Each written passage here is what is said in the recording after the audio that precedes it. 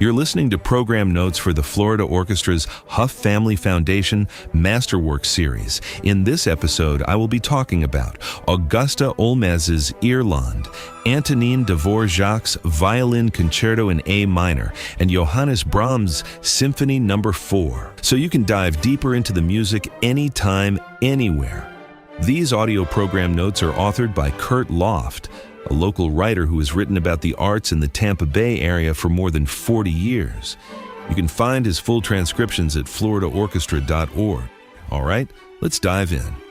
Augusta Holmès, 1847 to 1903, Irlande. What to listen for in this piece.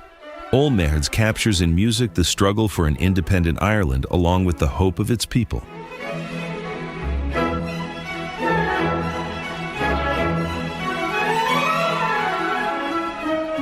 The Irish suffered more than potato famines in their historic struggles, including land confiscations and discriminatory laws by the invading British dating back 900 years. Artists have captured Ireland's defeats and triumphs in countless books and paintings, notably Ernie O'Malley and Sian Keating. Augusta Holmès, a French composer of Irish descent, should be included among those who have portrayed their distant homeland through art.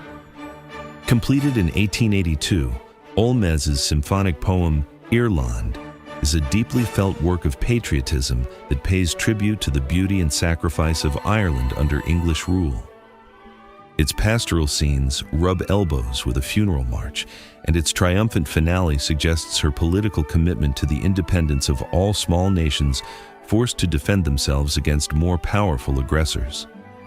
It begins with a long, somber clarinet solo, suggesting a rain-drenched Irish countryside, followed by a sprightly folk festival. The music then embraces a slow tempo, the funeral march led by cellos and basses, and then an English horn solo that reflects suffering.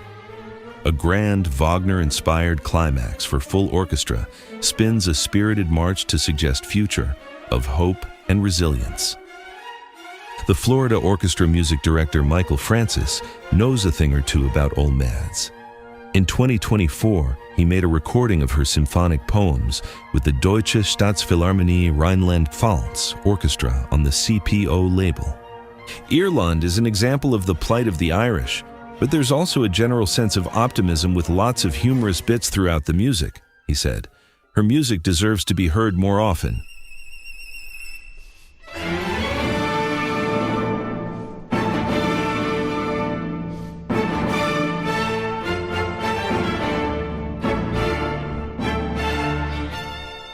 Antonin Dvořák, 1841 to 1904, Violin Concerto in A minor, Opus 53. What to listen for in this piece. Dvořák ends the work with a favorite dance, the Czech furiant.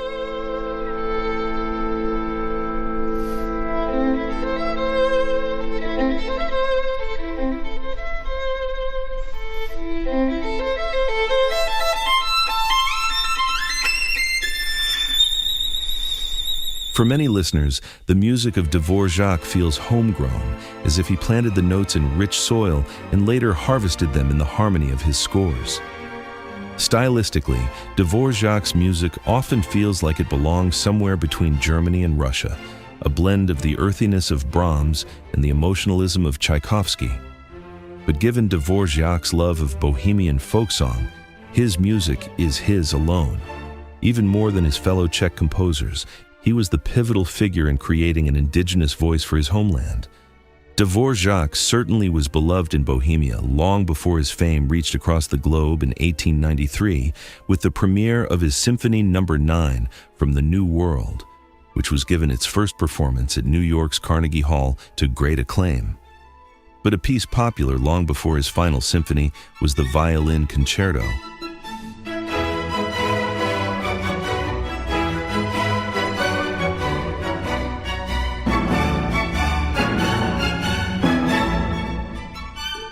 A muscular but amiable work that has slowly and unjustifiably slipped to the edges of today's repertoire. More live performances and recordings are helping it move back toward the center. It's one of the most beautiful of romantic concertos, said TFO music director Michael Francis. "It really demands more play than it gets in concert halls." József Joachim, the famed Hungarian violinist to whom Dvořák dedicated the work, didn't help things in the years prior to the 1883 premiere.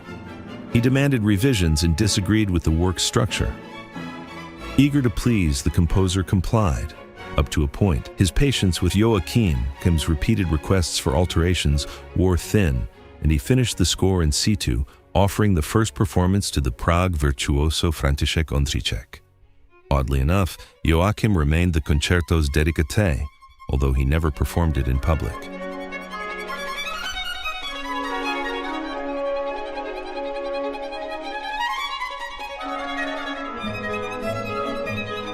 Cast in 3 movements, allegro, adagio, allegro, the concerto resonates with a folk-like quality, the harmonies lush and rhapsodic. The composer broke from traditional sonata form by connecting the first 2 sections without a break, so the bold opening fuses directly into a tender, slow movement. The finale features a favorite Czech dance of Dvořák, the furiant, which wraps things up, well, furiously.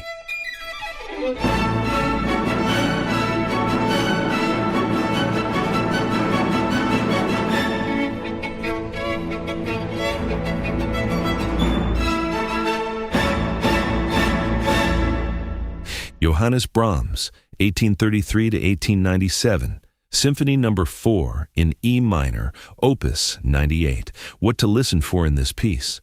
Brahms ends the works with a Bach-inspired passacaglia, featuring no less than 30 variations that build to a monumental climax.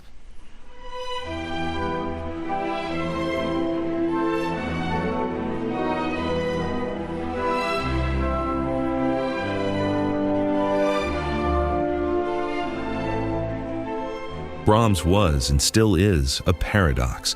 He lived with one foot planted in the past and the other in the present, a towering figure whose symphonies, concertos, and chamber music influenced many figures in the century that followed, notably Arnold Schoenberg.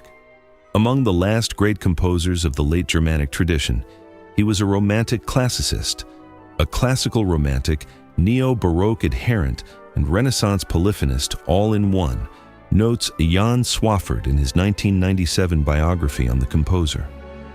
Such a synthesis should not have worked, but he made it work. Written in the alpine town of Mürzischlag, the Fourth Symphony is the composer's most concentrated expression in a large form. Austere and monumental, Brahms laid out his ideas on a scale of considerable complexity, and the 2 outer movements could easily survive as one-movement tone poems on their own. It opens as if the music had begun long ago, and the audience had simply walked in during its progression. A series of descending notes seem to drop from an imaginary precipice. The symphony develops from this initial theme, and in the second movement, Brahms achieves a mood of profound melancholy.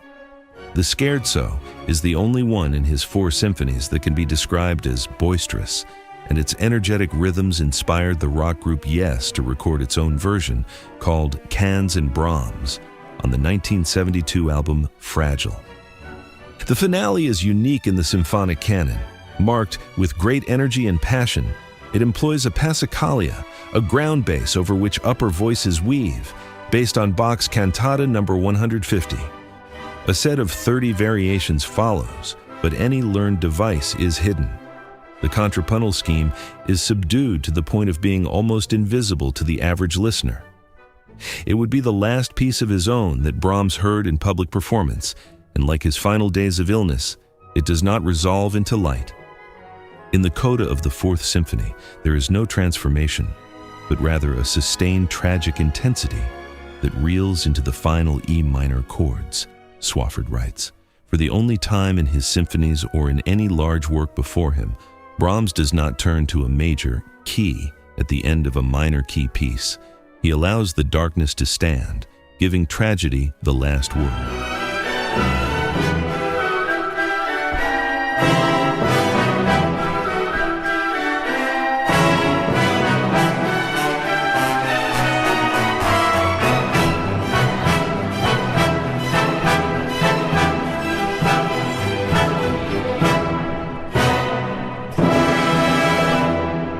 Thank you for listening to Sound Waves with the Florida Orchestra.